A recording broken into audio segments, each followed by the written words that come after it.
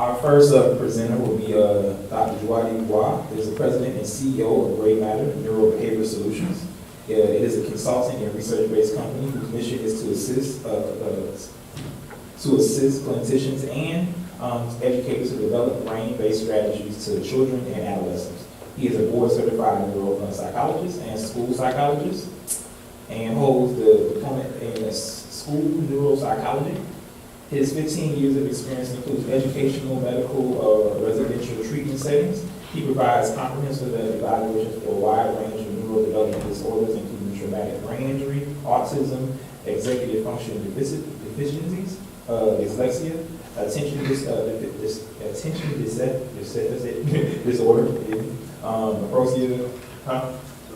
it's a mouthful. Written language disorders and other brain-based disorders of childhood and adolescence. Dr. Vuai is an author of books entitled Gray Matters, Reflections on Child Brain Injury and Erroneous Educational Practices, and Misbehaving Brains, Good Children with Bad Things in School. And he is a graduate of Fielding Graduate University in Santa Barbara, California. And Dr. Vuai is here with us right now. I guess I gotta redo it. The next man being called to the panel right now is hopefully aspiring doctor, Dr. Jonathan Moore. He has Lotus Enhanced Therapy. He is also an acupuncturist and metaphysics on the rise. He practices these metaphysics sciences on his own and has a practice based in, Jonathan, your practice is based in where? In the Grove, right? Actually, I'm in Midtown. He's based in Midtown, down South Miami. So he'll be speaking about this segment as well. I think that's as far as it goes. And we're waiting on. Oh my God. Fatima Shabazz, holistic lifestyle coach, also a nutritional consultant. She deals with the plant-based diet. Great. Yeah, we're just about to All right. Come on up. We'll wait for you to. I think I'll do that. Shanti, you need me to have a microphone, or are you okay? Oh, you good. Okay. Good. These lights are kind of bright, so like if the audience would like to come a little bit closer, tried. it would really help. You can also do the questions. Yeah, I tried that. To address them.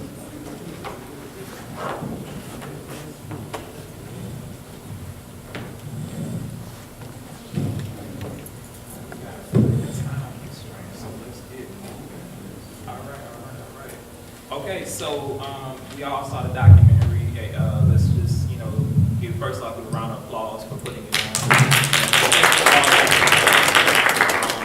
Like I said, this came at a cost and a risk for all of us to be here today. So we're definitely hoping that you all can also purchase the DVD, as well as a lot of other ones that are being put out to be able to share this information. Because we know we have friends and family who may not want to come to these events, but I think if you can just place it there in front of them, they might be able to grab as much as they can, and they can begin to try to say anything before we end person introduce us. I'd like to introduce also that I'm like as Denzel was mentioning, I'm an aspiring physician of traditional Chinese medicine. Why Chinese medicine? Mostly just because it's one of the oldest cultures still practicing their form of medicine, and if we're looking at who they studied their medicine from, it goes back further and it leads us back to the nation of Africa. So I view traditional Chinese medicine as basically a Rosetta Stone for not just African medicine, but medicine or cultural medicines across the world. It allows me to do that better. Also, why massage therapy is because there's a very strong connection to the manipulation of the physical body in order to help with detoxification of chemicals as well. So those are my avenues of approach. And I just wanted to say that because this man's.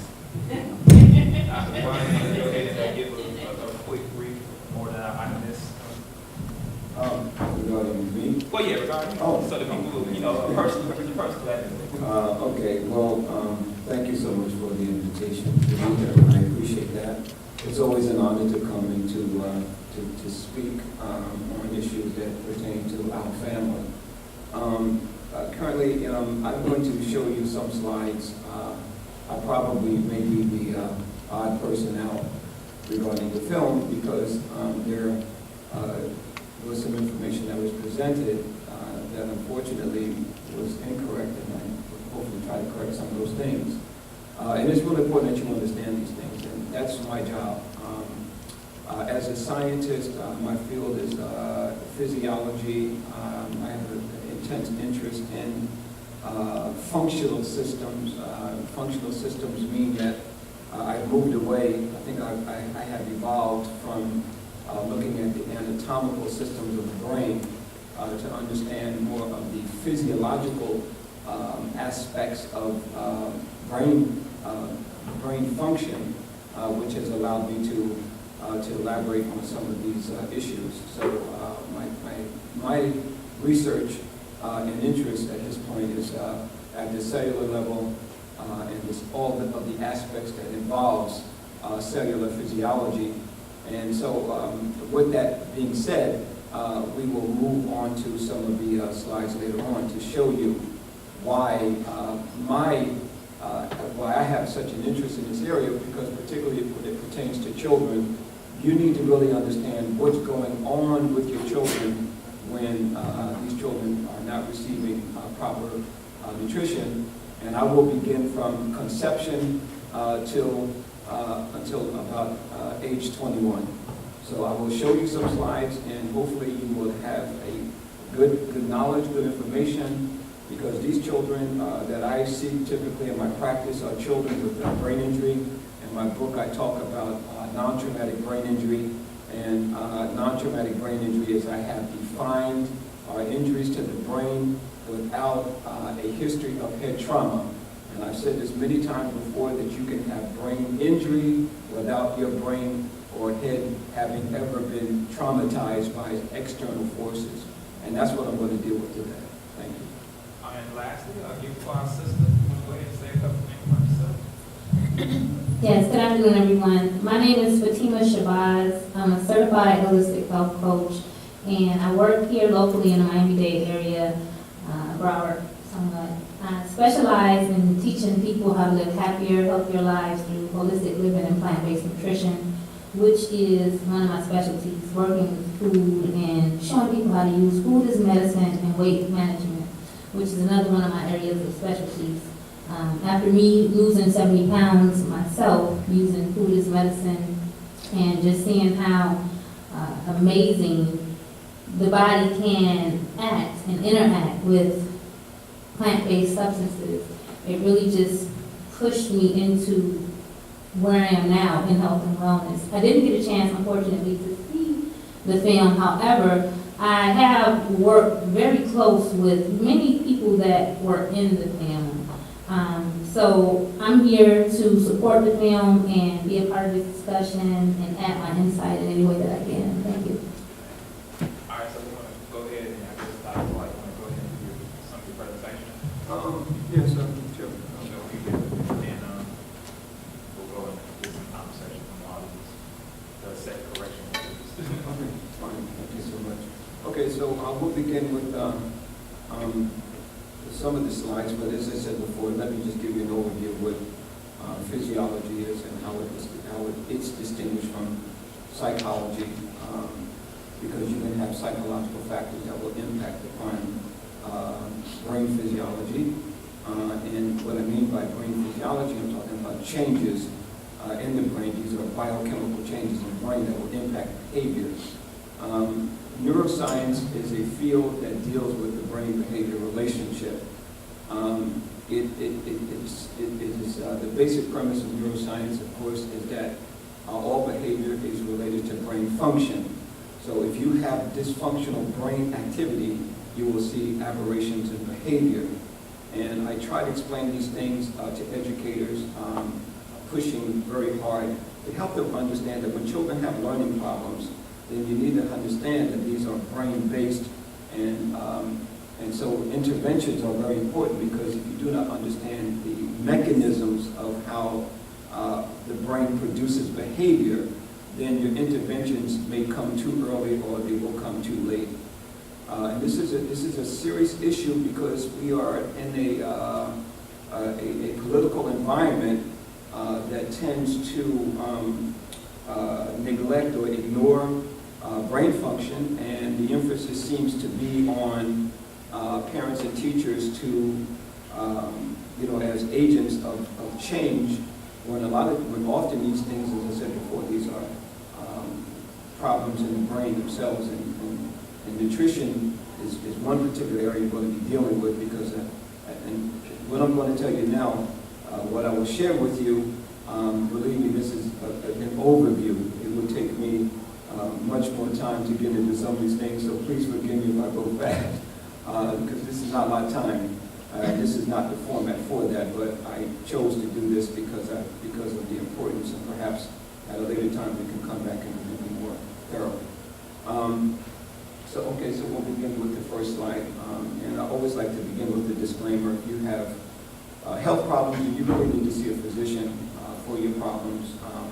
I don't necessarily, let me just say this in all respect, there is no real link, and this is why nutrition, the field of nutrition, which is a very young science, is an ongoing science, and so there's no real clear links to nutrition and certain diseases. And I have to say that because there's certain neurological disorders that you can have that has nothing to do with diet.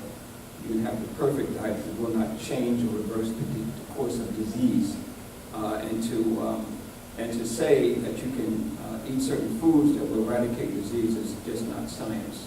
And you need to understand that. And so I may sound like the oddball, forgive me, but I happen to be scientific, but that's who I am.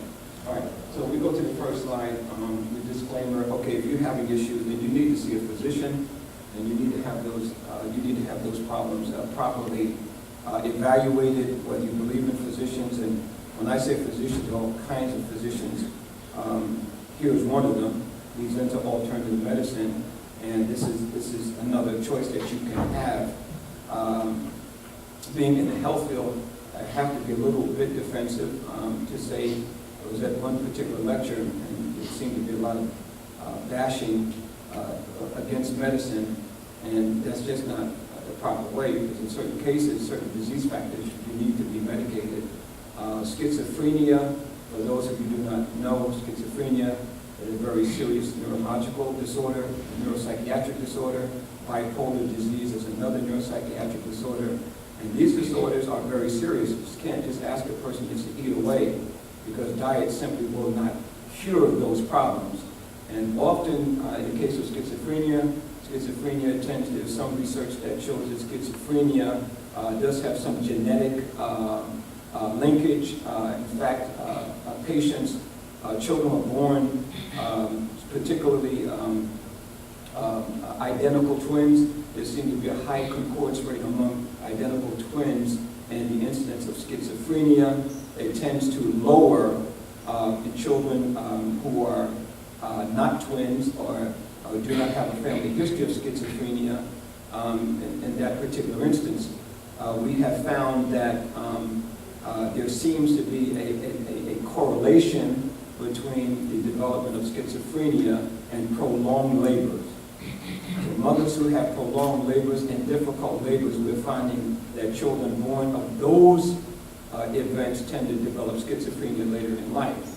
We're also finding that there's an association between attention deficit hyperactivity disorder and later onset of schizophrenia, provided it is diagnosed properly. Provided it is diagnosed properly. Attention deficit disorder is a rare disorder. It tends to happen about 1 to 2% in the general population. So I'm so concerned as to why school districts have a double-digit attention deficit hyperactivity rate. In some cases, it's like 30 or 40%. That's just not science, which means it tells me that there's a lot of misdiagnosing around. So if you're going to be properly diagnosed with attention deficit disorder, it should really come from one, a neuropsychologist or a neurologist. not from general practitioners, because general practitioners will tend to diagnose based upon parent reports or teachers' reports. So there's been so many children been diagnosed with ADHD, and the physician was the last one to diagnose. The first diagnostician in ADHD tends to be the classroom teacher, and not the physician. Okay? All right, so let's go quickly. I know my time is limited. So I definitely will not get to all these points, but I just want to at least show you the first thing we want to deal with, okay?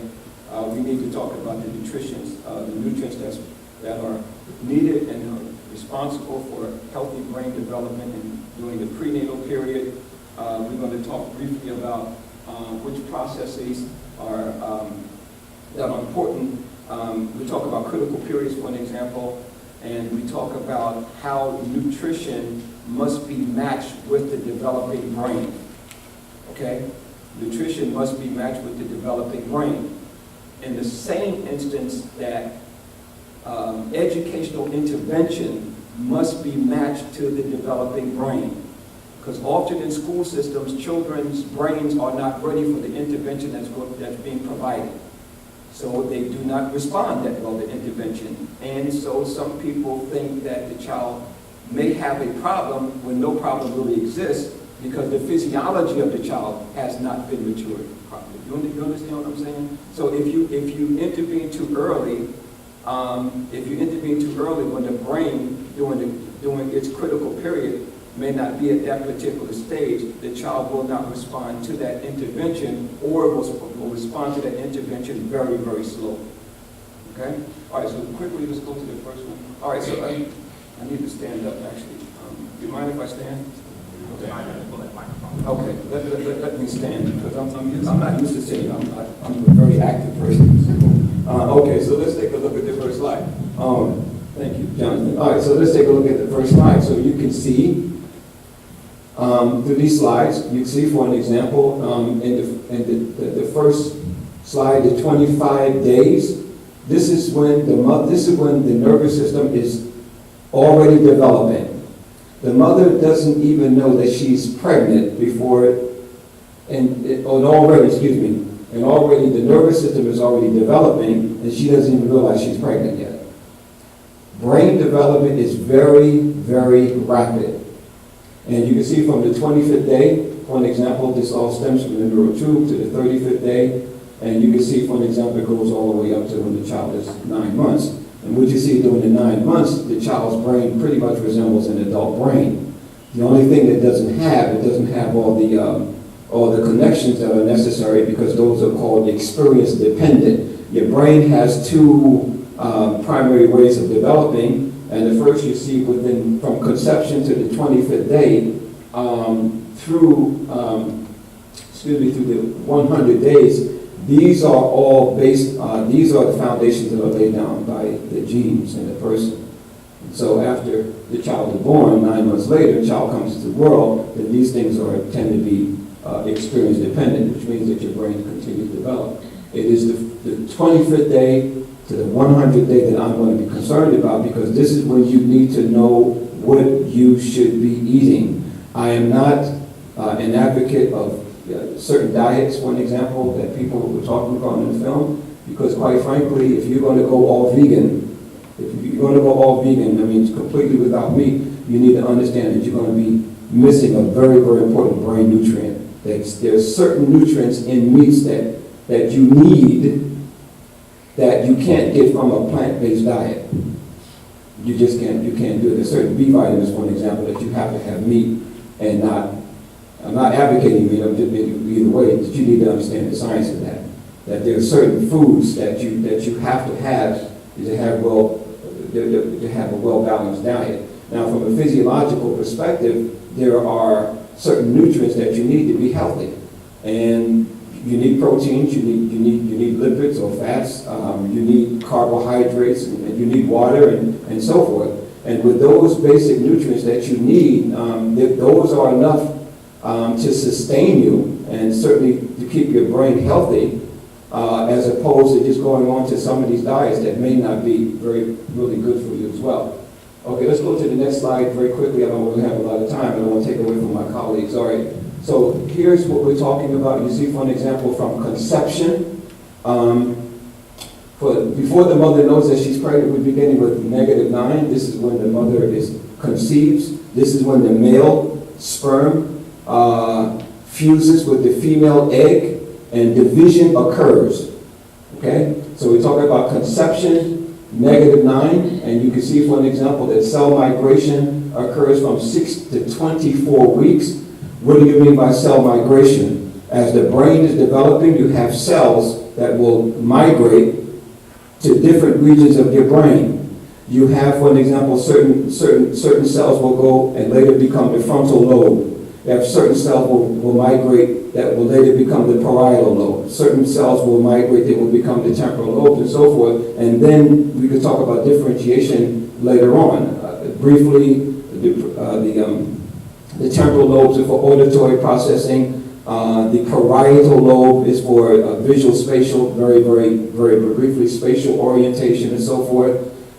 You have the occipital lobe necessary for visual processing, the temporal lobe for auditory processing, very briefly. This is very elemental. And then you see for cell migration, now you see, for an example, -2 weeks to birth, from -3, to birth. You see, for an example, those different trajectories. We call these trajectories because you see, for an example, that there is a tremendous amount of activity in the brain. You see, for an example, the green arrows. These are the developing frontal cortex. I just talked about the prefrontal cortex. You can see here, and you can see where it extends. I don't have a pointer, please forgive me, but you can see from 0 all the way up to 9 years of age, the frontal lobe continues to develop. You see this? And you also see myelination from -2 months to 5 to 10 years. Myelination is very important because myelination, this is white matter. Myelination is very important because it enables the brain to process information very efficiently.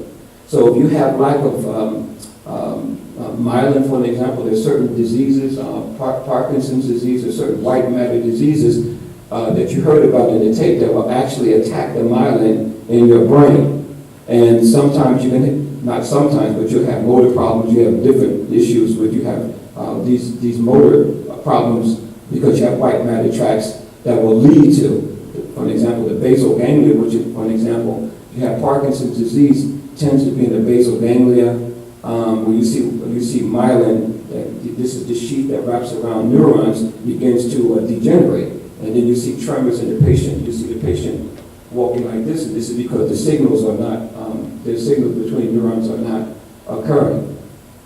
And you can see, for an example, receptive language. This is really important for educators. Anywhere between 5 months and 9 months is really important for parents to talk to their children. This way you develop language. But this is why you need to talk to your children. If you really want your children to have good vocabulary skills, you can see, for an example, when, and you can just take a look at the peaks, when these things occur, seeing and hearing. For an example, the first month, hearing extends all the way to around 7 years of age, 8 years of age. What this simply means, what you're looking at is how the brain is developing. And all these processes that continue to develop depends upon the home and the school to understand that these are the areas.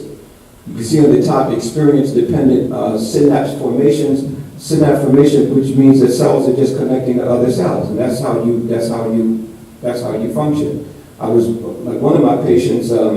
He was 6 years old, and he was referred to me because the psychologist who was working with him noticed that the kid was able to say his name, but he was not able to write his name. He was able to say numbers, but he was not able to write numbers. If you ask him to write his name, he would just scribble on the paper. If you asked him to make numbers, he would scribble. It was a baffling case. What was happening, what was interesting about this case is that there seemed to be some type of disconnect between his ability to say it and then produce it. And you heard me earlier say the brain produces behavior. And what I mean by that is that if you're asked to complete a task, then you have to be able to know it here, but you also have to be able to reproduce it. So if I ask you to write numbers on a page, you must not only have it here, but you also must have the ability to reproduce the numbers, and he was not able to do that. All right, Chauncey, let's go to the next. I'm going to go really quick. All right, this is intrauterine growth factor. These are just two examples of what happens when you have growth factors in the mother's womb that limit the child's growth. And you can see the little girl and the little boy, they're pretty much what we call limited in their growth abilities. You can see the result of the intrauterine growth factors. Again, I'm pressed for time. These things I'm talking about now will take me another day or so. Okay, very quickly, Chauncey. All right, this is what you need, very, very briefly. These are the nutrients that you need. I have highlighted in red are the very, very important for brain development, protein, energy. These are the macronutrients that you need, specific fats. Okay, good fats, bad fats. Okay, you don't need saturated fats. You don't need trans fatty acids, because those are the type that will not only make you gain weight, that could lead to type 2 diabetes, and that needs to be distinguished. If you're born with diabetes, like my sister, she has type 1 diabetes, you can have the perfect diet, you're born with that. Eating sugar will not cause diabetes, okay? Eating sugar will not cause diabetes. We don't know what causes diabetes. If you eat sugar, you will exacerbate diabetes, but it will not give you diabetes. No more than no more than eating red meat will give you gout. If you have gout, that's something that you're born with. You just have a system that's physiologically not able to, to do certain things, and you develop it. Now, if you have gout, your doctor will no doubt tell you to avoid red meat. He's telling you that for a reason, because people who eat those things, and I don't have time to get into it, but if you eat red meat, if you have gout, it will exacerbate that situation. All right, so you see iron and zinc. So you need copper, you need selenium, and these are some of the vitamins that are needed for healthy brain development, particularly the last one, choline, which is really, really important. We're finding out some really, really good things about choline and how it helps brain development and memory and so forth. Very quickly. I know I'm going fast, guys, right? So please bear with me. Okay. Next slide, do anything there? All right, so that's it. That's a very, very brief. I would have to come back and give you a thorough one, but I do thank Chauncey for inviting me, and hopefully we'll see you again. Thank you. Thank you very much. Definitely, this video is being recorded. It will be available online on YouTube, right, Chauncey? So everybody can go back, and also you can get Dr. Vuai's information, so we can get the information to you. So the panel, I know you guys want to speak. I see you guys anxiously wanting to get in. Is it okay that because I'm more so concerned about, we're here to serve them. So let's go ahead and let them, the community that's here. I know you guys probably have asked some questions. I know, like I said, we're limited in numbers. So does anybody have a question that they want some more elaboration on or anything like that? Yeah. Definitely. How you doing, Sister Kim? I'm good. How are you? Please stand and say your name if you could. I mean, we're small in here, so it can be a more intimate community. Yeah, we can't hear you also. Okay. So we can get your question. Thank you very much for having courage. Yes, I don't remember his name, but he was saying that there's certain proteins that you only can get from meat that will develop, that gives the brain certain nutrients.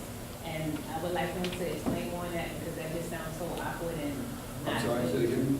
You said there was certain, repeat your question? He was saying that there were certain nutrients that you only could get from meat that helps the brain. Yeah. And I would like to know, why is that? Because from the beginning of time, before man even started eating meat, he was just straight vegan, vegetarian. Yeah. And he was smart, and man was doing what they was doing. So now, why do you need something from a meat animal to make the brain function when you have seeds, nuts, different type of flowers, plants? I completely understand where you're coming from. So the question is, and so it's like saying you only need to eat this meat so you can get this particular nutrient. Gotcha. And then that's it. Especially when we're dealing with meats now that are more processed and we don't control our agriculture and pesticide and hormones and everything. Exactly.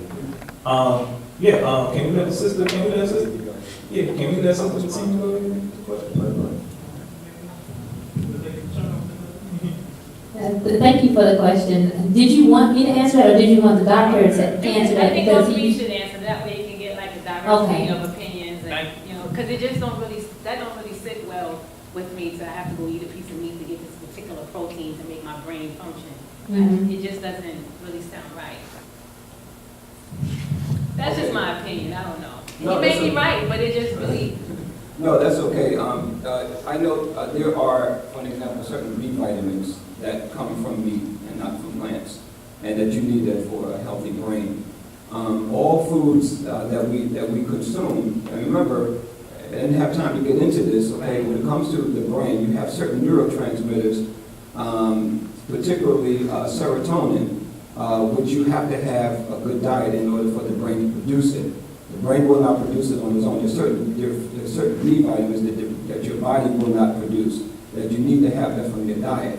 And in meats, and I'm not saying all meats, I'm not advocating, you Right, have I to know. choose whatever, Right. but I'm saying, but there's certain meats, and there's certain foods, particularly for your children, for healthy brains, they need those nutrients, whether you get them from, now remember, as I said, there are certain vitamins, nutrients that come from meat and not from plants. So you can supplement that by using a vitamin or cofactor that would then replace it. balance that. You see, that will supplement that.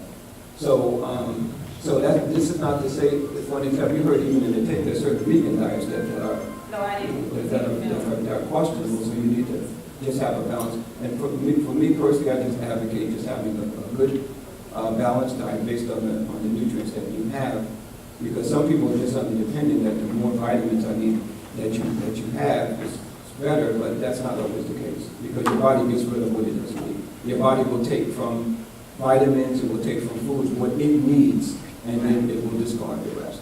So you have to be careful with fat soluble vitamins, because those vitamins tend to accumulate in fatty tissue, and so you can really overdose on some of those vitamins. Others are water soluble, like vitamin C, that's a water soluble vitamin, and it tends to discard. Why was our ancestors' brains working that didn't eat meat? Pardon me? How come our ancestors that did not eat meat had a proper brain functioning without eating the meat? I'll let the food specialist, Chef Fati, answer that question, because honestly, she's after doing communication with her and do certain interactions with her, actually more of my research has changed to become towards more nutritional based science because of some of the Okay. input. So I'll let her answer that question. I'll give my way. Well, thank you, Mr. Warren. Well, I understand a concept called bioindividuality, meaning that what works for you may not work for me. And I ate meat at one point in my life, and when I did, it almost killed me. I'm speaking from my personal experience, and this is coming from a perspective of bioindividuality. Everyone is different. Maybe you can't eat meat, and maybe it will work for you. But for me, when I ate meat, before I switched back to a plant-based diet, it almost killed me. And I understand, vitamin B12, that's something that's found in animals. So I go for vitamin B6, which I can get from plants, which also helps with brain development. But he's saying that it's only a particular vitamin that you only could get from meat. Well, She said 12. Well, she said, yeah. Well, I would say that from a feminist perspective, or like when you analyze certain biblical texts, when like say for example the flooding, okay, whether or not you choose to believe that it occurred, the Creator gave mankind a diet that was still very plant-based, and said that if you're going to consume of the meat of an animal source, it would be of a fruit-bearing tree. I think that is what gives us the relevance or the support towards a more plant-based diet. Consuming whatever meat that may consume or contain that certain special B vitamin. In this instance, I would look more towards the dietary habits of that animal and look at what vegetation that meat source was eating. And through that analysis, which is also what our pharmacology, our pharmaceutical industry has become more based on, which is synthetic versions of nutrients that we would get from plants and from animal source. we can also do the same thing. So in regards to certain B vitamins, if you can't get a B12 vitamin, a B6 vitamin, which is basically an adaptogenic vitamin, will become whatever the body is most deficient in. If it needs more niacin or D3, it'll also increase those, it'll supplement for that, or at least aid the body in having the nutritional components to create and synthesize whatever is necessary. No. Are you satisfied as a girl? Are you still? Well, it just sounds like a contradiction, you know? No, it's not a contradiction. Like, for example, like, The B6 is gonna do the same thing as the B12, so then that means you don't need to have the meat. no, you don't. But once again, like from the biblical text, after the famine was over, man was tasked with going back to its original diet of what was provided on the trees. Let the fruit and the berries be as meat to the flesh, and so on and so forth. So once again, yes, we could get those things as a temporary source from the meat in the event of an emergency, or when we don't have access to our nutritional staple. After we've gone through a harvest and farmed, and after, although we weren't originally hunters and gatherers, we were just more gatherers. After we were able to increase our surplus, our stable, we went back to a more plant-based diet. Right. So that's my perspective on it. Like I said, I think, are you okay now? Yeah, I'm done. Yeah, okay. I don't think it's a contradiction. Like I said, I think Uma, a word I got from my Muslim, from my Muslim brothers community. One of the things is that not everything, you're getting 3 different perspectives here. It's like you got in the video, you have many different. Like I said, I do media, so I know when as a media person, a multimedia consultant, the biggest thing is I'm trying to figure out a question. And everybody in this room has a bit of that truth in them, as well as those that were on the video. So you're getting a diverse perspective of that and what's going to work, like Sister said, individuality, which I love, you know what I'm saying? Because I consciously may not be where you are in terms of how I feel about, eating meat or plant or whatever, There's certain things that I'm from the South culturally that, my family still does indulge in swine, but they also raise their swine. So that's something that I have to consider. The animals that we're getting, A lot of people's not eating off farm-raised meat. That's what I'm saying. So it's a completely, I think that's what we're trying to. But that falls under, our individuality. But So no one's really getting any kosher meat unless they're getting it off the farm. Well, that's the thing. So that's what we have. It's really not gonna help. Well, hold on. That's the thing. If the meat is injected with hormones and pesticides. Well, this is the thing that we have to understand. I get where you're coming from, sister, but everybody does not, everybody's not going directly to that source to get their food. If you have the benefit, and we do in South Florida have a lot of people who do have farms, have the benefit of raising their crop, raising their animals, and you're able to watch what you're feeding them, seed and so forth, then that might be a better situation for you. You understand? And not to mention, at the same time, like you have, like what I'm starting to understand as an aspiring physician is that you have, once again, with individuality, you also have an individual concept of what health is. So each individual's understanding of health is going to be either good health or great health. They're going to do things that are based on their level of awareness. They're going to do the things that allow them to maintain a good level of health or a great level of health. Once again, when we know better, we do better. Right. So, it's a matter of being able to provide better information to our friends, family, loved ones, patients, clients, whatever, so that way they can make better decisions for themselves. It becomes a choice at the end of the day, whether or not you have the information. We could talk food science till we're blue in the face. As Dr. Vuai said, it's a very relatively young science in comparison to many of the other sciences that we have available to us medicinally. However, there's still so much research that is still coming out on a daily basis about about a number of antioxidants that are just included in that go along with vitamin C and the different sources of vitamin C that we have. And then also with that nutritional science, we also start to look into farm practicing, how we're nourishing that type of land too, because we also know that from certain food or mineral deficiencies, mainly like magnesium or sulfur, our soil is also sulfur and magnesium deficient. So we can also say, okay, if we put more sulfur and magnesium into the soil, we can also counteract that. So, you know, it is a scientific process, and what we're really starting to do more now with that science is, you know, say okay, we understand this, but this plus that will create this, and we're gaining more understanding of it. You know? All right. So I want to get to the next. Go ahead, bro. The statute, can you say it loud? Yeah, I want to make a comment and then a question. Go ahead. As far as the vitamin B12 goes, I know going that eating around, we typically don't know where to get those B vitamins. But as far as vitamin B12, it doesn't come in the plants, it's in meat. But what vitamin B12 does is it produces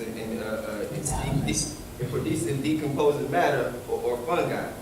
So I know that one of my as a vegan, one of my resources from vitamin B12 is nutritional yeast. You said nutritional yeast? Nutritional yeast. Okay. And it's kind of like a cheesy tasting flavor, kind of like flour or something. Right. And when you consume that, when you get your vitamin like B6s and B12s, your body has reserves for those. So you can go without consuming vitamin B12 for like 3 to 6 months, but then you got to get that back. So it's nutritional yeast and a couple of other fungi that you can consume to get those vitamins. That's one comment. Your question? Question for Sister Fatima. When you say work with families about getting them introduced to a plant-based diet. Yes. And I'm not no professional in that, but I try to help families with that out also. How do you go about that? Getting families to be healthier and conscious of what they eat? Good question. Well, first of all, I'd like to make people aware of who I am. Again, my name is Fatima Shabazz, and I'm local here in Miami-Dade in Broward County, working as a health coach, specializing in weight management and teaching people how to use food as medicine and prepare living foods. Within that, the way that I go about doing it is just to let people know that I'm available, let people know of the services that I offer, and whenever I get an opportunity to raise awareness, like coming to events such as this, I'm always present if I'm able to be so, and I just give my insight. I share my knowledge. That's how I do it. To add on to what Chef Fatima Shabazz does, because I want to make sure that I say who she is. One thing that she's assisted me with, because I've gone through her 6-month program of dietary rehabilitation. She told me that in our consultation, basically look at all the foods and recipes that I enjoy. Basically, in the film, they were talking about like the seasonings and the herbs that we enjoy that to seasons meats and so on. Well, I also was a carnivore for a long period of time. I was 195 pounds. It was the largest I ever got. And I worked out severely, but it didn't help my body in terms of processing or metabolizing energies right. But I still had a strong addiction to the flavor and the taste of certain recipes. So she helped me identify what recipes I enjoyed the most. I spent a long time in Italy, so I had a more Italian cuisine, palate, if you will. But she showed me how to just make healthier versions or more plant-based versions of the same foods that I ate. Spaghetti was number 1. Pizza was number 2. With that same nutritional yeast, I learned after, through my own interaction, my own research, how to make a vegan pizza using cashews, which has a good amount of B vitamins. It also helps produce certain neurotransmitters that help to avoid depression, and also using nutritional yeast to also make sure that my body was getting enough of the B vitamins, B12, as well as cayenne pepper, to make sure that my body also had the other B vitamins in it to metabolize blood, as well as certain white blood cells, and also carry on other metabolic activity within the body. So that was what she did for me, Anybody else want to ask another question? So how did you feel when you went through that 6-month program with Ms. Shabazz? Honestly, the first, with anything like You know, I think that with, we have to look at our food choices like our drug culture. Whenever we're going about changing our diet, we have a withdrawal syndrome that goes with that. So for the first couple of weeks, like my body having been so accustomed to eating certain things, mainly I was a sugar addict. And I mean, like many of us don't understand what we mean by sugar addict, but even in my fruit choice, because I thought I was doing right, even in my fruit choice, I was still consuming a lot of fruits that were very high in sugar, which meant that I was spiking my blood sugar, which meant that I was also like basically keeping myself in a state of adrenal fatigue, which is something that would later on, if I decided to have children, would create or contribute to a non-traumatic brain injury, which Dr. Vuai would be happy to give me more information. But through adrenal fatigue, if I were to try to produce a child, my child would have been born with a deficiency of certain neurotransmitters and neuroreceptors. So I had to, one, identify what were healthy sugars, how to control those healthy sugars, and the importance of other herbs such as cinnamon to help regulate my my sugar levels in my body. And eventually, what was originally like starting out as a very, very uncomfortable roller coaster, where it honestly, like I said, like a drug withdrawal, it was difficult for me to sleep. I went through certain physiological changes. I would sweat. My sweat changed. The smell of my urine, my bowel movements, everything in my system began to change, even down to the way that I started to process information and think. I already had like a fairly high retention for information, but I noticed that as I took more of the food-based stimulants or the sugars out of my diet, it was easier for me to coast on a level where it was not like I was like, like a cocaine addict, or a methamphetamine addict. Like jittery. You know? Exactly. And, you know, with attention deficit disorder, although it has not been directly linked to certain food products, I have done research and also seen some very recent documentaries, such as Sugar, the Bitter Truth, where a certain physician goes about addressing the effects of high fructose corn syrups and sodium benzoate on the effects of natal development, in vitro and postnatal. So looking how the liver has to go through a certain level of toxicity in order for it to process and move through. But I don't want to like take up too much time, because I think that another question will come up about for Right. to further And we got one from the sister here. Please stand and introduce yourself to the people. Hi, my name is Valerie.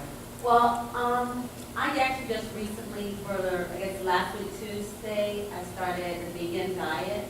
And I was just curious, brother mentioned that if you're gonna go through a period where 6 months or something where your body needs something. I don't know all of that yet, and I haven't had any withdrawals. I've been excellent. I do the hemp powder, I do just to cut up vegetables and, and you're doing the proper supplementation. so, and I have the cocoa, so I used to drink coffee every day. I just did the raw cacao nibbits or whatever it is, and, I guess that stuff, kind of coats me into my no caffeine withdrawals or anything like that. And it's been excellent, but I'm curious as far as what things I might be missing and things like that I might need, and every 6 months you have to have something needs. So I'm just kind of new in this, and I haven't had any withdrawal, and I'm feeling excellent, wonderful, no problem whatsoever. So, but I'm curious, and I just did it just like that. Well, the list of, that was an excellent question, first of all. The list of minerals and vitamins that the gentleman had here that we need, I actually have with me today all of those different nutrients and also which foods you can get those particular vitamins from. So if you would like to get one of those charts, that answers your question right there, because I have the charts that I created that has a list of all the different vitamins and minerals the body needs and which foods you can get them from. And just if you don't mind, can you take 2 of those charts out and just pass them around so everyone can take a look at it? And that way there, if you would like to get one, I would be more than happy to give you one. To piggyback on her information, as a physician, what I do is, let's say for example, you came to me with a chief complaint of like headaches or something of that nature. You know, one, I would let Chef Fati address all the nutritional concerns, but I would look to see if there's any physiological issues or imbalances that need to be addressed. What systems they're affecting or where they're coming from. Basically pathology. What's the system or the mechanism of your disease? You know what I mean? And then from there, we can go ahead and supply your body nutritionally with whatever it is that you may be missing to help, you know, create a better balance. Well, that's the thing, because before I went on this raw vegan diet, I'm usually anemic and fatigue, low sugar and anemia, iron deficient anemia as well as fatigue from low sugar, so kind of face borderline hypoglycemia. But with this diet, I guess I've been having hemp powder, so it's not as if I feel great actually. I feel actually amazingly great, and this is so full. I'm completely full, completely happy, and it seems perfectly fine. So I'm just curious if I'm missing. I mean, will I be missing something in 6 months? From the diet that you described, though, you're consuming a lot of superfoods. Cocoa powder, hemp powder, they have a wide array of nutritional content, so you may be balancing I yourself put out everything there. in like this chart called My Fitness Pal, or whatever it's called, my scanty bars. You use the barcode to kind of scan everything in and find out where you. Because I actually had an iron pill. I know I've been taking iron pills since I was like 14, every day, and sometimes twice a day is what my doctor recommended that previous time. I actually had the iron pill on my tongue while and was looking at my Fitness Pal after I put everything in. And it's like I couldn't believe it. I could not believe as many vitamins and stuff that I had in my body that I just spit that iron pill out. It's like, there's no way I'm going to take it. Because I had everything I needed in the plants and food and whatever I was eating. In our society today, we're a society of instant gratification. So in terms of our own health, we fail to realize or really study the organic structures within our body that are affected or that run properly without an imbalance or without a nutritional deficiency, and then also how our body works with nutritional supplementation. But I would strongly suggest that one, stop depending on your exercise application or your dietary application to start to give us answers, because it's not really working out for us that way. Because when we do that, we start to forget about other aspects of health that need to go into it as well. We need to know. But I'm just saying that it actually did help. No, I agree. As a starting point, it's a great idea. But like for longevity purposes, my motto is no one should know your body better than you, and that means a machine too. We can't just depend on machines or technology just to continue to provide the information for us. We have to become active participants in knowing what it is that we are putting into our body and how to do those calculations without technical support. The thing about it is, I hope that makes sense. The charts are $25, but today they're $20. It's 2 separate charts. I see some of you guys have one chart. There's actually 2 different charts out there. One of these charts here is a chart where I talk in detail about the different foods. For instance, the blood cleansers, which vegetables are good for cleansing the blood, cell builders, energy boosters, and things like that. Also, a system that I personally follow myself that I recommend, which is a good reference point for people who want to live a more holistic lifestyle. So this healing system, I think it's a great jumpstart for anyone who is looking to live a more balanced life and have something to go off of. In the second chart, I have a list of all of the major the micro and the macronutrients that the body needs, and which superfoods in its highest concentration give the body those different vitamins and nutrients. And so, please, look at the charts, purchase them. Please, purchase. They will definitely be an asset to your health. Next question. Yeah, I would like to thank Brother Chauncey and the panelists for coming and sharing this information with the community. Family, my name is Bob Pearson. Some of you already know me. Bob, stand up. And I'm living right here, and I'm here to supply you with whatever you need for your maintaining your holistic and wellness living. I'm a teacher in that category also. But what I want to say specifically to us as people, right?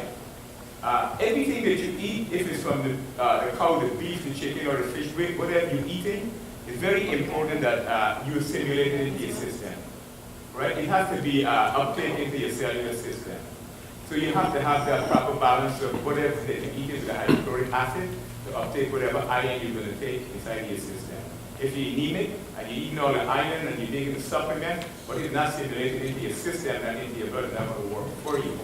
So another thing I would like to say to the family is that the brain, as much as it's vital and important to everything that we function and do, but it cannot assimilate foods that are water soluble. It has to be a protein based, fats and protein based. So it's not going to assimilate foods that are water soluble like vitamin B complex.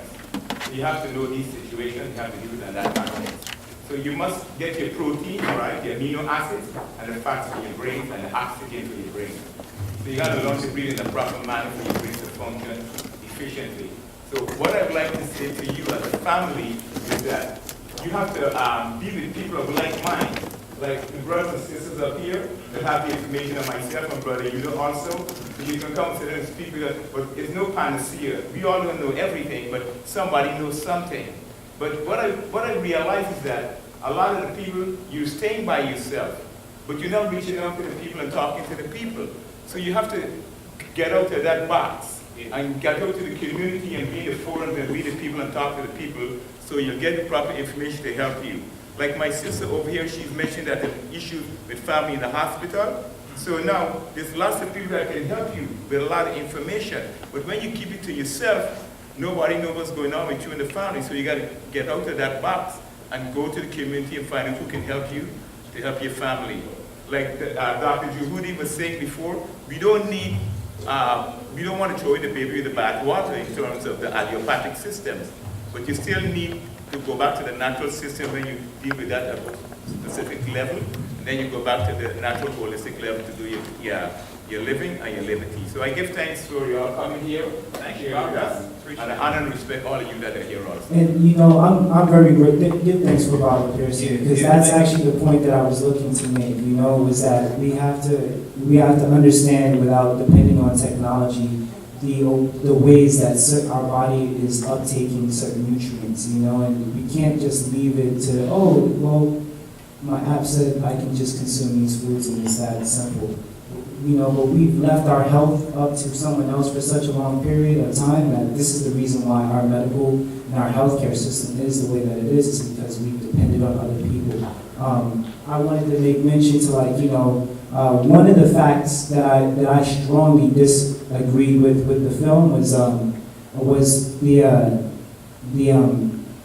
negative stigma that they put onto the medical professional these days. I want to say that as an aspiring physician, as someone who is a professional and is courteous to my other professionals, you know, a neuropsychologist, a nutritional scientist, and holistic lifestyle coach, that there is a level of transparency that goes on.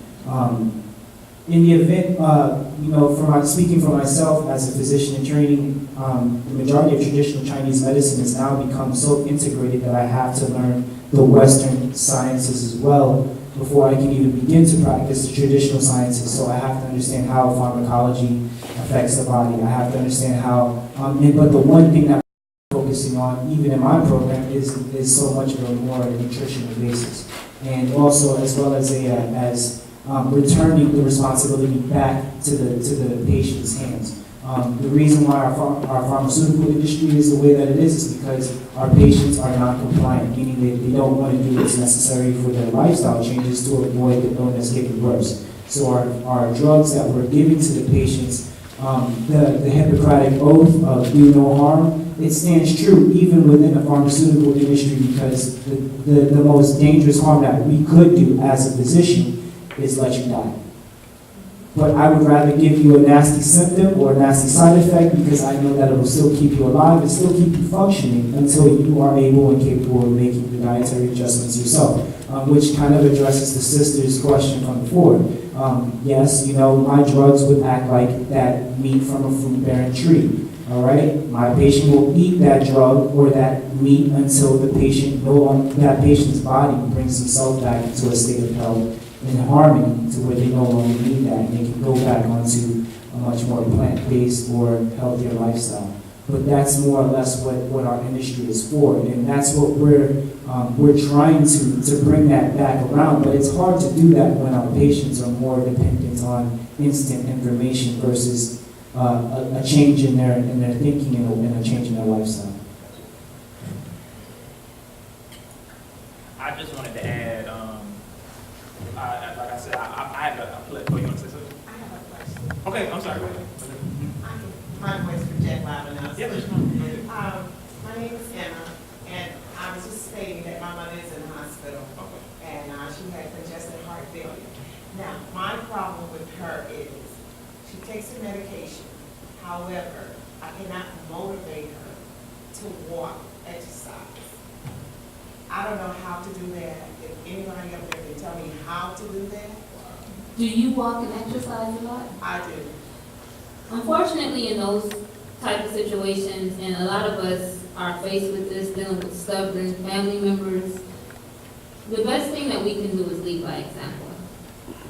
And that's just it. Simple as that. She's 76 years old, and she figured, I'm taking the medication, that's doing enough for me, but she is not getting any exercise. I mean, to walk from her apartment to the laundry room, I mean, she doesn't even want to do that. To just take the elevator from 3rd floor to 1st floor just to check her mail. How do you motivate that? How do you motivate her? Just keep talking to just keep talking to her and, Mom, come on, let's take a walk. Once we get up in age to a certain point, some elders, I'm an elder in here, please don't get me, but they can get grumpy. Very. And stuck in their ways, but it hurts me to see her like that because I know what it's doing to her by just sitting, and sometimes she'll sit in the same spot for 6 hours, at a time. Just not doing any exercise at all. And I mean, I don't know how to motivate her. I try so hard. I guilt my father. Do it. Guilt? I'm guilty. Guilt. You love me. No, she places the guilt on you. No, So- you say you love me, but you gotta do it for me. or like Mr. Morris said, there's many different forms of exercise, and maybe if she's made aware of things that she can do that's not as strenuous as walking, maybe things she can do in one spot, maybe even sitting down. Well, we have her at the station. Here's the beauty, before you continue, here's the beauty behind my type of science, is that congestive heart failure, yes? Yep, thank you. What is it that controls the heart? Can anyone answer that? Without looking at their phone, can anyone answer that? What controls the heart rate? Two things. One, the first thing that controls the heart is the rate of breathing, respiration.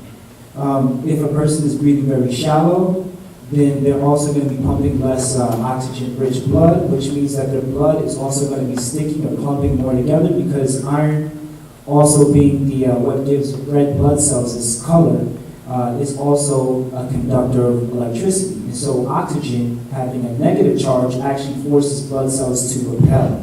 And so it's like all of us trying to move through the door. If we have enough oxygen, we will repel against each other, and so we'll move through the artery or through the doorway in a single file line. So the other thing that controls heart rate is the kidneys, but that's a much longer process. So I'll just go strictly with just the quicker action of breathing. Forcing a person to breathe more deeper, longer breaths, oxygen rich, you're putting more oxygen onto the body. At some point, she's going to develop a greater amount of energy, which is going to make her less sedentary. It's going to make her not want to sit. So just encouraging her to breathe deeper, that's the first exercise. That's an exercise that we call pranayama, or qigong breathing, or yogic breathing. It's a deeper form of breathing. So one, we can, and also by doing that, we're also making it to where the blood cells are bouncing off of the arteries, which will also dislodge fat or plaque, recoil plaque. So we're also encouraging her body to detoxify itself that way, giving her more water to help force the kidneys to take the stress off of the heart or produce less renin, which is what increases the heart's rate or the heart's rate of cardiac output. That will also take the strain off of her heart too. So without having to make mom or grandma move, having grandma breathe and drink plenty of water, this is step number one, is addressing the issue that she doesn't want to move because she doesn't have the energy. Her heart's not pumping any oxygen. So let's put more oxygen into her system. Once she has the oxygen, which will make her body produce more ATP or energy cells for each individual cell, she's not going to want to sit down. She's going to develop an issue or a condition where she has to get up. And she has to use that energy. Otherwise, mom is not going to go to sleep at night. Is there like a certain manner in which she needs to breathe? Take a deep breath right now. Hold it. Exhale slowly through your lips. Now I want you to try it one more time. Take a deep breath, fill. Hold the breath, relax the shoulders, tighten the stomach, hold through the breath still. Now right now, at this moment, your body is going through a chemical process. It's saying, do I increase the heart rate or do I decrease the heart rate? Now as you exhale slowly through the lips, still pulling the stomach in, as you exhale out, this is a pharmacological reaction, where we're changing or mimicking the effects on the heart rate, which is what most pharmaceutical drugs do, is they change the heart rate, which responds to the brain and tells the brain to either increase production of certain hormones or neurotransmitters or to decrease them. So by doing that, how do you feel right now, just after that one breath? It's a body high. You just oxygenated your body. And oxygen also being one of the key components to combating illness in any body. If the body is oxygenated, disease cannot thrive. And breathing exercises is something you can do without even having to get up and move at all. So. To add on to that, like I said, I think he transitioned that beautifully. I'm big. Exactly. All of these individuals are big on. We're talking holistic health, so we're talking mind, body, soul, and I like to add spirit in there. So I always say, Perry, I know one of the things when we talk about collective, I say collective blackness. We come together and we all have different versions of how we see that within Pan-Africanism or whatever. One thing is sincere is that we're all trying to get to that place beyond this space or whatever. But these individuals here offer a lot of that in terms of their practice and what they do. So I'm also very big on the meditation component that Jonathan practices quite as well as I do with Tai Chi. And I'm pretty sure all these individuals have their own way of exerting that energy, prayer, whatever that may be. But definitely, I think the breathing components to everything, even in my prayers, I practice a level of breathing that goes with that to be able to help reoxygenate my body and so forth. So definitely want to try. I want to make that point. Please, we give so much energy to everybody outside of our community. We give so much energy to, nothing against the individuals in Urban Kryptonite. I think they did a great job with this project, trying to bring it to us. But one thing that I'm concerned about, and I'm being an advocate for, because I'm home bred in Miami-Dade County. I've been here my whole life. I will take you to court about my city, my county, and my people. We're blessed to have people here that do this work consistently, daily. They're here. They're in the fields. Give them your attention. Call them. Reach out to them. They got YouTube channels, they got websites. Please, let's let's try to, until we collectively between us and trying to whatever, figure out doing a video project that we can work on, let's try to get informed with these individuals because they have the resources. I called Jonathan one day at the house. I said, hey man, I'm having some problems. We talked about some spiritual stuff. He gave me that exact same breathing technique over the phone. I just really got up on Fatima, so I'm definitely going to reach out to him. Me and Dr. Vuai, we shared a panel together, so I was able to, dialogue with him on the panel. So I think, like I said, we all have a piece of this puzzle, and if, like the gentleman said, like Bobby said, if you don't tell somebody, you're not going to find, sometimes it's not people in your church, unfortunately. Sometimes it's not people in your temple or your mosque. But if you put that prayer out there, if you put that thought out there, and then you actively do what he said, the universal laws operate on, attraction, but there's also vibration. That meaning that you have to actually go and do something, and it's what you just did. So that's what you got. So that's what I want to. Ask the if you can expound on the situation with the physical mother and in terms of depression. Yeah, I was going to ask her about your mother's mental state, what she was feeling, because you have to remember, pathology means body imbalance. There's a system imbalance, and that's where physiology comes into play. So look at disease as being a disruption to normal physiology. That can also affect brain physiology. So she may be going through bouts of depression. She may be thinking about things that she used to do without any assistance, and now she's in a situation where she's unable to do that, or at least she's thinking that. So one of my colleagues' father just had a stroke recently, and in part of his rehab, he knows that his dad was going through a lot of depression. And so it wasn't a clinical depression, but basically his dad recognized that there were things that he wasn't able to do. He was not able to communicate. He was not able to care for himself. So one of the things I asked him to do with his dad is to talk to him more and encourage him to talk more. Because when you typically have a stroke, particularly in the left hemisphere, you will lose language because that's where language is housed in the left hemisphere. So for men, it's more of a problem than for women who have strokes in the left hemisphere, because women tend to process language in both hemispheres.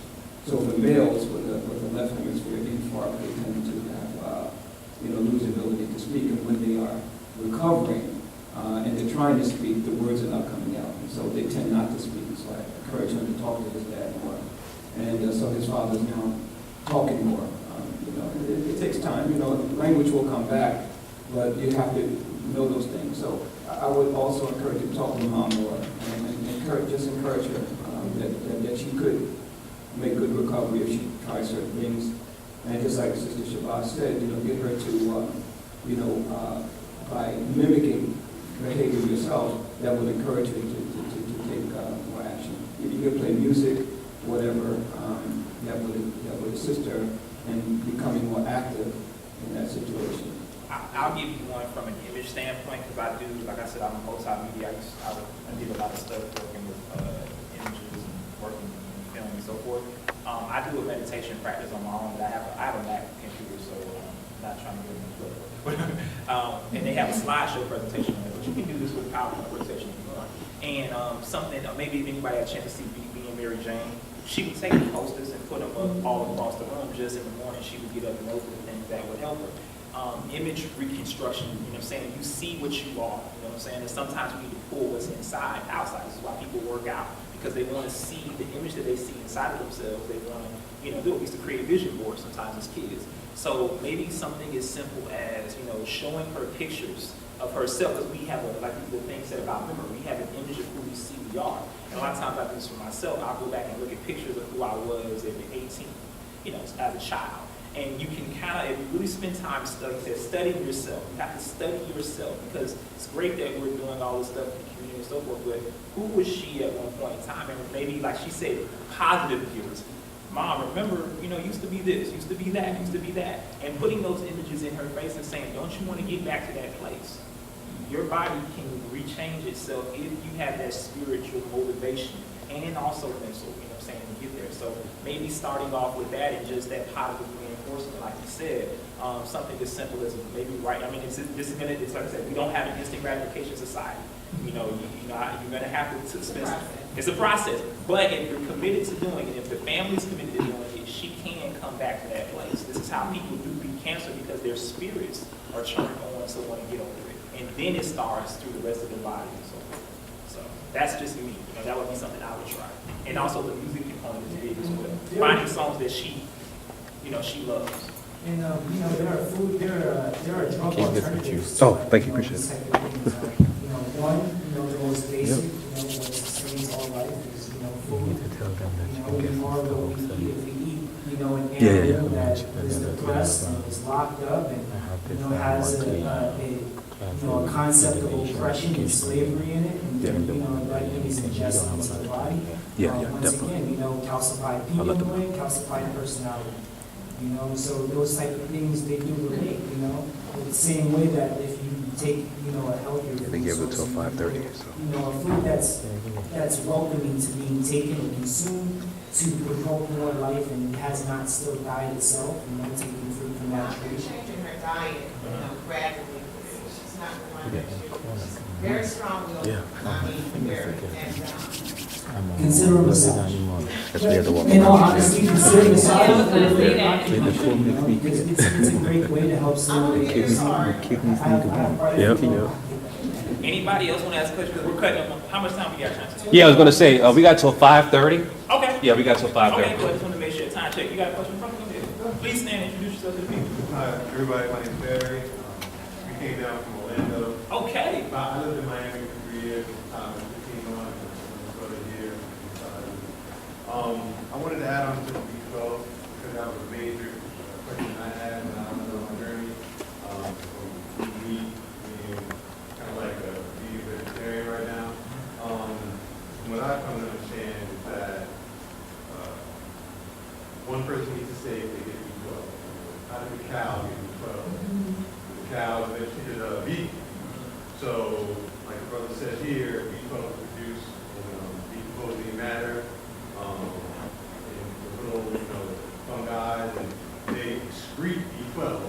B12 is on grass, out of the grass, it's B12.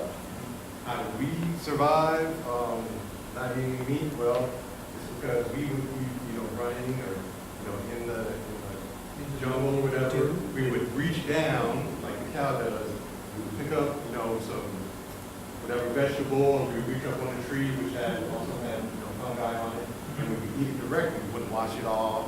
It wouldn't go through this process where it goes to the side and they wash it, or they spray other stuff on it. So we're eating directly from the earth, fungus and all, straight to the mouth. So we would get B12. You could be a vegan if you had your own farm and you just picked up your, lettuce and ate it straight up. You get B12 if your soil has the right nutrients. So that kind of brings, hopefully that brings that full circle. You can't get B12 if you were living a real Natural life. in the wild. You're running around in the field just eating and not worrying about washing your stuff off. So that hopefully that brings just more light on B12. But if not, just supplement it. I take sublingual drops. I drop it under my tongue. For anybody who's just starting, I drop B12 under my tongue and let it sit for 30 seconds. And I'm good for it. Like I said, it gets stored. It's a lot of drops, like 30 drops. I have for like 2 days, every 2-3 days, I'm fine. So that's enough on that. But for y'all, we're in Orlando, and I happen to be concerned about, million people in Central Florida. Gotcha. I don't see any consciousness. I don't see any forms like this. At all. There was supposed to be a forum, Chauncey, right, in Orlando for the brother. Yeah, it was. I love Umar Johnson. Okay. I'm just saying, because I have friends in your area. I'm just saying, I know there were a couple of, I know some of my panelists, but go ahead, brother, I'm sorry. No, I speak to Lady Miller here. I wish maybe I need to do something. You mean, so are you saying you want us to try to see if we can facilitate bringing some more of this stuff to that area? Yes. Okay. Like I said. To the black community in Central Florida is very much needed. Yeah. I think that, like just going about like the soul food approach to it, instead of like, eating foods that kill us, like maybe just coming around the table that helps, to heal us instead, is definitely one way to start doing that. Just bringing, I think that all education starts in the household. There you go. So like if, for the most part, we're coming together and we're saying this word very loosely without being literal about it, but a family, like we have to bring our family together as one and just start preparing meals. Don't even inform them of what it is that they're eating. They will just go on taste alone. Like starting out with like some of the simple things. One of the gentlemen was saying something. I'm getting ready to do a presentation on sickle cell anemia, and I knew that there was a chemical or that there was a certain mineral that was deficient that would help, prevent the sickle cell anemia. But I also looked at certain physiological aspects like the spleen not doing its job properly. This is why it was like, the cells were still coming out deformed. I want to use a different word. But starting out with just bringing our family members, just start out with your family. Hey, I just want, don't eat, once again, hey, you prepare two different you'll get tables. oxygen going to the blood. Both tables are going to have basically the same kind of food. I've gone to a party with Fatima, and she's tricked me like numerous times where I'm thinking, okay, like, cheese sauce, beautiful. I love dairy, like 4 years ago, like I love dairy. Little did I know it was walnut butter, nutritional yeast. And I'm thinking I'm having cheddar, but it's not cheddar at all. So like we're starting out with like very simple things, we're changing, or like to answer the question about like how do we go about switching, it's a transition. We have to understand that we're not eating necessarily for the nutrition, but we're eating for taste. So we can supplement or substitute the taste and the textures of some of their foods. We can get them to change up, and then ask them the next day, how did you feel? How was your bowel movement? Did you have more energy? Did you have less energy? Did you notice that you were coughing less junk up? And at the same time, what do you want to be? You want to be a Ferrari or you want to be a tank? Because if eating poorly, it's going to make you a tank. It's going to make you a tank that doesn't get up off the couch. It's going to make you sedentary. It's going to give you the bad mental image that you're trying not to meet. It's going to make that manifest. So if we have it, and we're not, that's the one thing that we're not doing is we're not putting in check or putting each other on blast about things that are harmful to us. We can do it all day long. Like I remember as a child, I used to get ranked on. That was the common term in New York. We used to get ranked on because my mom would pay less shoes. I wore a triple fat geese, not a triple fat goose. You know what I'm saying? So like my feathers were, they were something else. They weren't geese feathers. But people could put me up on blast about that thing because I wasn't meeting the criteria of what is commonly acceptable. Well, poor health is not commonly acceptable. It's in fact, it's grotesque, and you have to put it on blast. Your toxic body has a toxic level of thinking, and right now you're intoxicating my space, so we might need to just go. I would say apparently we have a lot of mental health issues, especially if we are eating for taste and not for nutritional value. That's the problem. Of course you want your food to taste good, but we can't just be eating taste. We have to begin to really eat for what our body needs and start to look at things from that perspective and reprogram our minds. It seems like you said Florida, they don't like a lot of we got any of the message that There is a small group, and I lived in Central Florida for 25 years. There is a small conscious community in Central Florida. Like I said, I lived there for 25 years, and I will connect you with some of my family.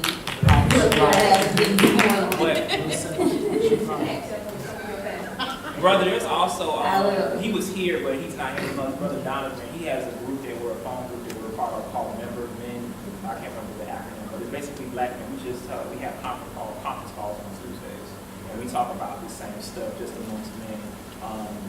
We all know it's better than anybody else. Donovan pretty much gets it, and we just have conversations and his brother's from, it's about 15 of them. He's actually on there with us as well. And we just talk and we share. Everybody just brings in the conference calls. I'll give you the text message they're recorded so that you can go back and listen to them.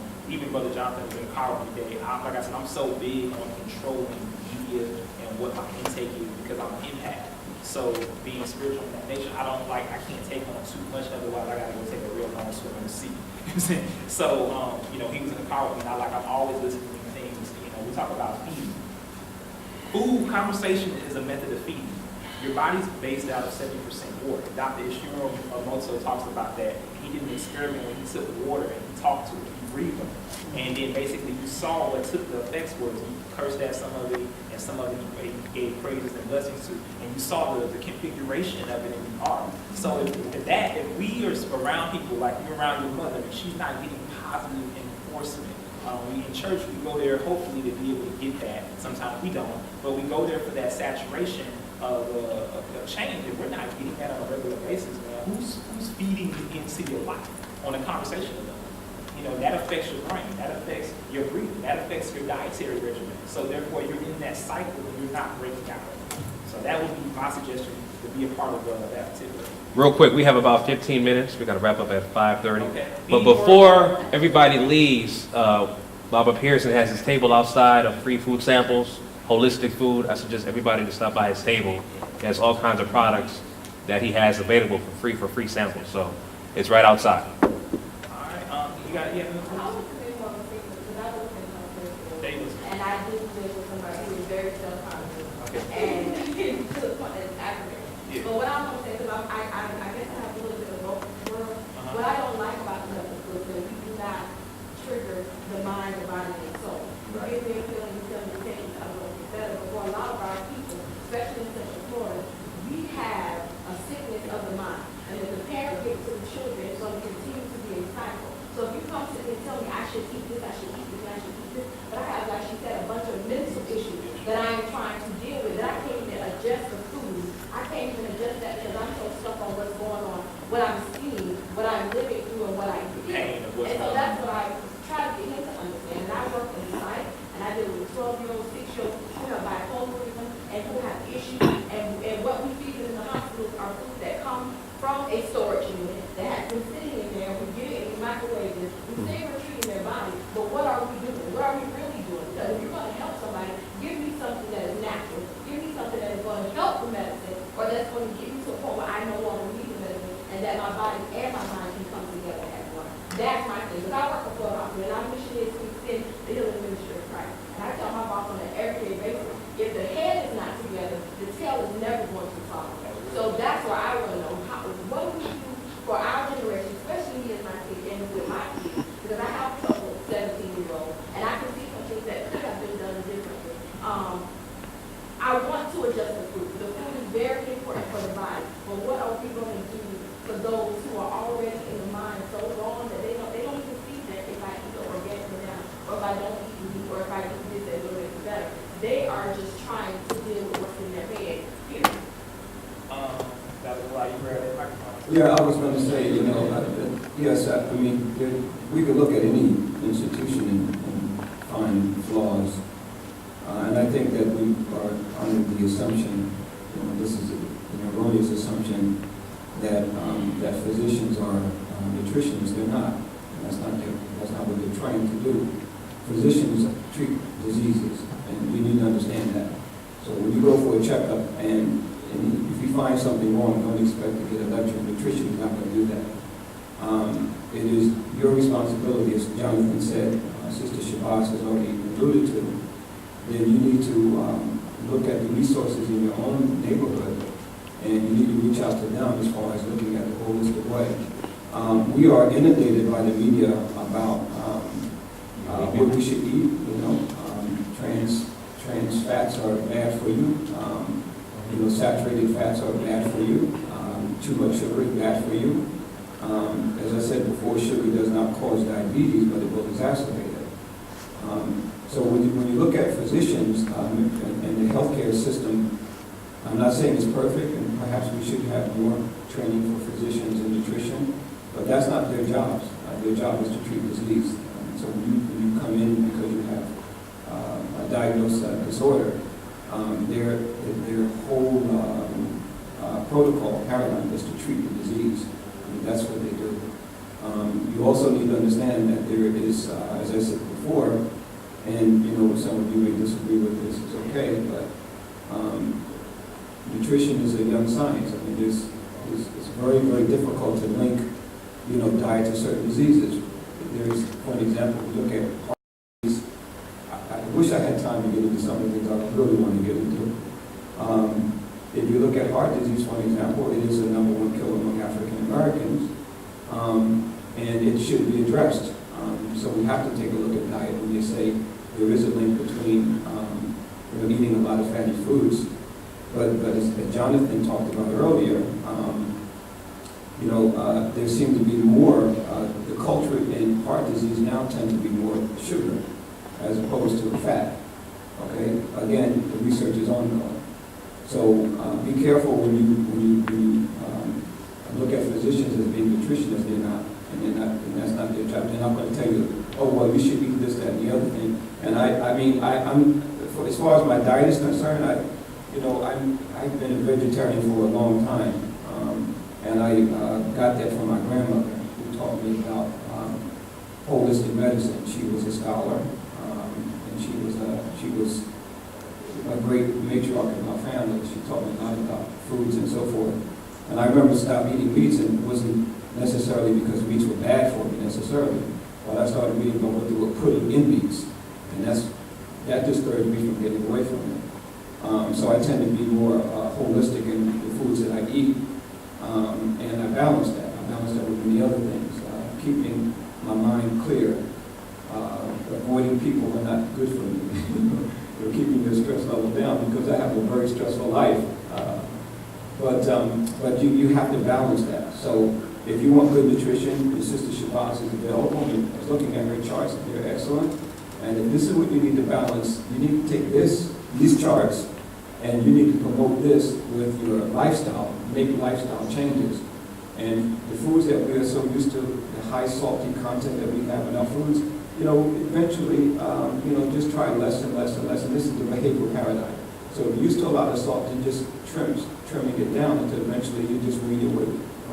As Jonathan said, some people can do cold turkey because we have different physiologies. Some people who eat a lot of sugar, they can just, if you tell them, what sugar is doing, for some people they can just eliminate it. Other people, they can't do that. So you have to really be patient sometimes. I noticed you mentioned about your 17-year-old, correct? I think that one of the best things that we can do, because we live in a society where there's so much that takes place outside of our home that we don't have any control over, there's so much influence. I have a 15-year-old son, so I know what it's like when you're trying to set a certain template and there's many other things going on outside the household. But what I would recommend is that your environment, your home, your sacred space, especially if that's where your child spends most of their time, you make sure that that environment is whole and holistic, is possible, because once they walk out of the door, it's open season, anything goes. But I've learned that, that's going to happen, but make sure they go hard, you go hard. So inside of your home, there must be a core foundation and just a certain template that's set. And I think that that's something very powerful that we can do. There's very little control that we have over what takes place outside the household, but inside of the home, there's many things that we can do. And leading by example and creating that environment, I think that's very impactful. So just take that into consideration. You can't do everything, but in that home, there's many things that you can do within those walls and the people that may be in there that have a strong impact. And I was going to say, just once again, putting each other up on blast. I think that, do you really want to go to a physician who's, who doesn't give you the mental image that you have for yourself? Do you want to go to an overweight physician? Do you want to go to a physician who's got, who smokes cigarettes and you have lung cancer? Or, do you want to see a physician who advocates alcohol consumption and you're suffering with hepatitis or cirrhosis of the liver or any of these other conditions. So, like, it's important for us to look at that. I'm just going to give myself a little promotion, Dr. Moore, LMT on Facebook, Lotus and Hand Therapy, also on Facebook. Same thing for the website, www.lotusandhandtherapy.com. And nutritional consultations, that's something I do for free. And I do that from mostly by using, in my program, I've had to show how food can be used as drugs. So I've had to give a mechanism of action. I've had to give an organ or a system of organs that are affected by the consumption of certain foods, what kind of chemical or neurotransmitters are being produced from the consumption of those foods as well, and how food is a form of medicine, how nutrition is medicine, and how medicine is based on our nutrition. Because once again, we're taking from our plants, from our herbs, even from our animals, we're extracting those properties, we're putting them into more concentrated dosages, and so, we're also, synthetic concentrated dosages, and we're looking and dealing with a lot of the side effects from overconsumption. So, and thank you once again, GMOGMedia, Dr. Vuai, Ms. Fatima Shabazz, and you, the audience, for participating. Without you, yes, we can't promote these messages of health and wellness without your participation. So next time you're coming to one of these events, for your 17-year-old, for your mom who's dealing with these types of things, don't hog the information. Everything is an energy. We are all atoms, and some of us have more electrons than others. So when you have an abundance of electrons, you share your electron with someone else to bring them up to the vibrational level that you're also at. So that's what we're supposed to be doing, sharing with one another. Want to make sure, go ahead and plug your website out for Gray Matter Matters. Thank you, Jonathan. That's graymattermatters.net. There you get information on myself and my book. I have another book coming out in November. It's entitled Misbehaving Brains, with children who do bad things in schools. And again, what I'm writing about non-traumatic brain injury. And I know one of these days, Chauncey will give me the stage to do a lecture on that, which we did last month. Thank you so much. Thank you, GMOG, for the opportunity of coming before you. Thank you, audience, for your input and for listening to us. And my panelists, Ms. Shabazz and Jonathan, of course, whom I love very much, and I admire what he's doing, and I continue to encourage him to do even better things than he's doing now, which he will do. Yes, please. You can find me online at panasha.com. That's www.panasha.com, spelled FANASHAA.com. My email is panasha@gmail.com. And my contact, you can reach me if you would like to schedule a free health history, holistic counseling, get affiliated with myself and anyone else in the community that may provide services that I do not provide. You can reach out to me, and I would love to help you in any way I can. 786-603-2291. And thank you for coming out and supporting the film. Lastly, like I said, speaking to your situation to close out, first, let's give a round of applause for everybody. Thank you guys. Thank you for allowing us to be in this space a little bit after the time, sir. We know we have to get out of here. But like I said, brother, to say, sister, to say to your situation as well, wherever there's not something, that means there's an opportunity for you to create it. So these individuals up here, all just like myself, I became passionate about things I was passionate about because I was afflicted in those areas of crisis, extensive medication. I have a YouTube video if anybody wants to watch it. You can just Google my name, Denzel Burnside III. Some of the stuff, Chauncey has 3 or 4 YouTube videos as well. And like I said, I utilized for me to be able to get over was because, like I said, I went through meditation, I went through prayer, I went through all those things, and I had those interactions with God. And he said to me, if you know that this information, like he said in the video, this is all BS, then you need to take the responsibility, like Jonathan said, to be able to get over it. So therefore, Tai Chi became real for me.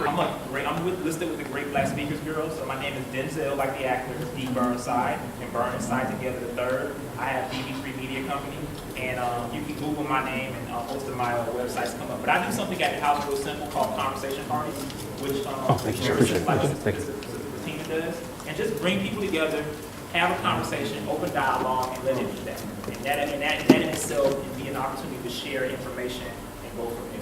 Unfortunately, we got to get out of here, so thank you all for being here. Sorry about the time. If you're looking for something to do on Sunday, I'm having a workshop at my house in Midtown Miami. I'm discussing the immune system and the effects of what hurts it, what helps it. All right, thank you guys for coming out. Appreciate it. Thank you.